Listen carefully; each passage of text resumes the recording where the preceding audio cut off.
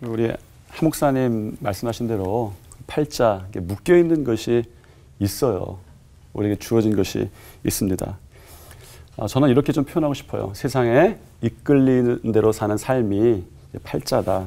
부족하게 태어나고 어렵게 태어나고 모자라게 태어나고 험하게 태어날 수 있습니다. 그런 환경에 그 힘이 이끄는 대로 살아갑니다.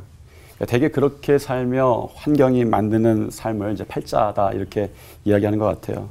중요한 것은 이 팔자를 묶인 것을 어떻게 이겨내는가. 그러니까 미국이 굉장히 풍요하죠. 그런데 이 풍요함의 어리석음을 소개해주는 하나의 유머가 하나 있어요. 수년 전에 인도 영화 새 얼간이라고 하는 영화에도 나왔던 내용입니다. 아주 유명한 우주 볼펜 얘기예요.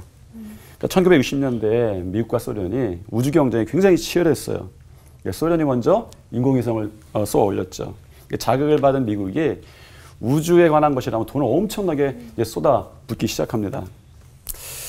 그리고 소련을 앞질러요. 그러던 중에 문제가 하나 발생했어요. 우주 비행사들이 무중력 상태에서 볼펜을 쓸 수 없어서 우주에서 한 실험을 기록에 남기지 못하는 거예요. 왜냐하면 볼펜은 중력의 힘에 의해서 잉크가 이제 밑으로 내려오는 것 때문에 쓰잖아요. 미 항공우주국이 곧바로 이제 우주 공간에서 쓸 수 있는 볼펜 개발에 착수했습니다. 이름하여 스페이스펜 프로젝트였어요. 얼마 뒤에 미국의 우주비행사가 소련의 우주비행사를 만났어요. 자랑도 하고 싶고 궁금하기도 해서 그 스페이스펜을 들고 나서 이 소련 이 우주비행사에게 물었습니다. 이거 120만 달러 들여서 개발한 볼펜인데 당신들은 우주 공간에서 뭘로 기록합니까? 미국 우주비행사를 물끄러미 바라보았던 소련 비행사가 이상한 듯이 대답한 거예요. 우리는 연필로 쓰는데? 이렇게 대답했다는 거예요. 세계적으로 이 유명한 유머에는 하나의 진실과 또 하나의 거짓이 이제 섞여 있어요. 우선 우주에서는 연필 사용하지 않습니다. 무중력 상태에서 연필을 사용했을 때 그 마찰 때문에 흑연이 떨어져 나와요. 그런데 흑연이 구리보다 전기가 더 잘 통합니다. 그리고 흑연가루가 탄소 성분으로 이루어졌기 때문에 불꽃이 잘 일어나요. 그래서 치명적입니다. 하나의 진실을 말하자면 저러한 볼펜이 실제로 존재한다라는 것입니다. 원리는 간단합니다. 볼펜 안에 특수 압축 공기가 든 탱크를 마련해서 압축 공기의 힘으로 잉크를 밀어내는 거예요. 그래서 쓰는 거죠.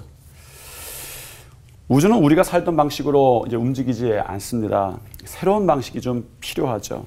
그것은 그리스도인들에게도 마찬가지예요. 이전에는 세상에 살았습니다. 세상의 힘이 움직이는 대로 살았어요. 팔자대로 살았다 이렇게 표현해도 될 것 같습니다. 이 팔자를 고칠 수 있는 비결은 세상을 이기는 힘이 내 안으로부터 나와야 된다라는 것이죠. 예수님을 믿게 되었습니다. 이제는 그냥 세상이 아니라 하나님이 만드신 세상에 사는 거죠. 하나님이 만드신 세상에 사는 방법이 있습니다. 방식이 있어요. 그것은 세상의 힘, 중력을 받는 그런 삶이 아닙니다. 세상의 힘에 이끌리는 삶이 아니에요.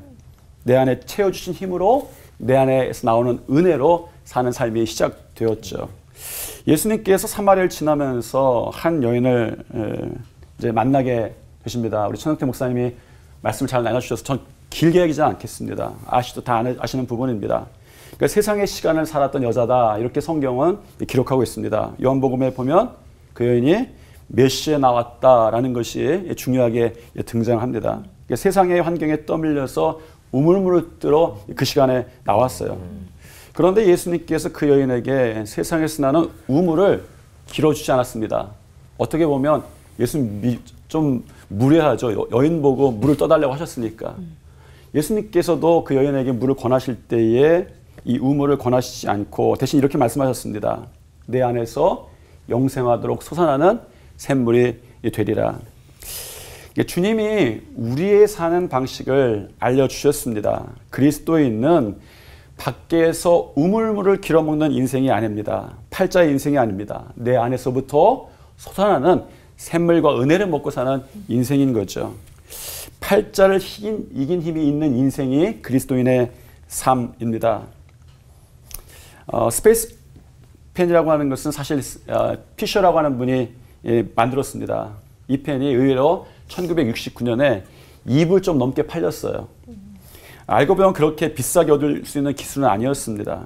그런데 강합니다. 영하 50도에서도 영상 120도에서도 사용 가능한 그런 볼펜이었어요. 우주는 말할 것도 없습니다. 팔자가 바뀌는 것, 환경에 영향을 받지 않는 것, 비싸게 얻는 기술이 아닙니다. 우리는 값싸게 얻는 기술이에요. 예수님을 바라볼 때에 예수님이 그렇게 해서 말씀하시는 것이죠. 내가 나를 바라볼 때에 내 속에서 영원하도록 살아나는 샘물이 되리라. 여러분은 주님이 주시는 힘으로 안으로부터 나오는 은혜로 가지고 사는 인생입니다. 세상에 이길 힘을 주님께서 이미 주셨습니다. 기도하시겠습니다. 주님, 세상의 중력대로 사는 인생이 아니라 주님이 주시는 능력으로 사는 인생이 되게 도와주시옵소서. 세상의 의문을 구하는 인생이 되는 것이 아니라 내 안으로부터 솟아나는 예수 그리스도의 은혜의 삶을 저희도 살게 도와주시옵소서. 예수 그리스도의 이름으로 기도드립니다. 아멘. 성경 속에도 운명의 순응을 해서 팔자대로 살아간 사람이 또 있을 거 아니에요. 그리고 반대로 팔자대로 살다가 부르심으로 변화된 그런 사람도 있겠죠. 예수 믿고 팔자 핀 사람이 성경 속에 있다면은 어떤 사람인지 궁금합니다. 저는 야곱이 딱 떠올라요. 야곱이. 왜냐하면 야곱의 인생을 그렇게 소개를 일부러 시켜주신 것 같아요. 태어날 때부터 그래서 야곱으로 태어났고 발꿈치 잡고 태어났고 약탈자로 태어났고 그의 인생을 쭉 보다 보면 그런 일들이 계속 반복되는 것처럼 보여요. 그런데 이제 마지막 약국강에서 하나님과 겨루어서 그 결혼 장면이 있죠. 그리고 나서 그 이름을 이제 바꿔주세요. 너는 이제 이스라엘이다. 이스라엘의 뜻을 잘 살펴보면 이런 뜻도 있어요. 하나님께서 다스리신다. 이런 뜻이 있어요. 그러니까 저는 하나님께서 다스리는 것이 완전히 그 법칙의 이동이에요. 세상에서는 살려면 내가 약탈자로 살아야 되는데 그렇게 살 수밖에 없었어요.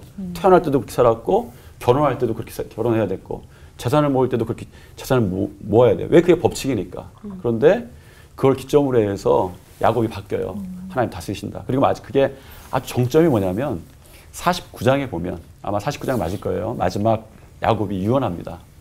유언하는데 자녀들 모아놓고 나서 유언해요. 유언할 때 야 너는 이렇게 살아. 이렇게 살아야 성공해.